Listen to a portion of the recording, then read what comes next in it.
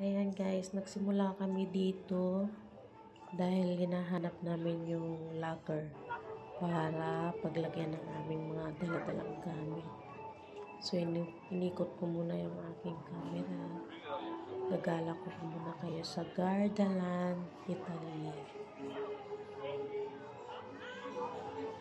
So, habang nag-iikot yung aking camera, ayun.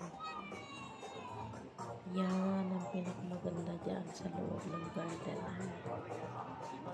At meron din dyan mga swimming pool. Naligo muna kami bago kami gumala dito. At habang hinahanap namin yung locker, kailangan din namin makita yung aming mga kasama. So yan yung maganda rin makita ko habang naglalakad ka. May pailaw-ilaw na puno ng flower. Papasok sa loob. So habang hinahanap namin yung locker, nagtutulak ako ng stroller. At yan naman yung amo kong lalaki. Buhat niya yung babyng maliit. Dahil yung stroller ay puno ng gamit namin. Diyan yung mga restaurant. Ayan. Fantasy Kingdom.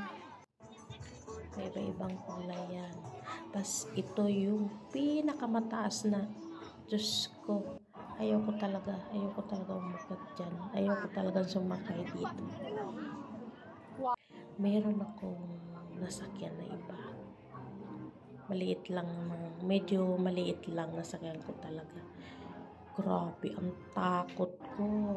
Ayan, mga restaurant dyan. Tas dito, Jumanji. Pumasok ka dyan sa loob. Ang ganda dyan. So, ayan na nga. Nagkita-kita na. Ito yung hinahanap namin na napagtanungan ko.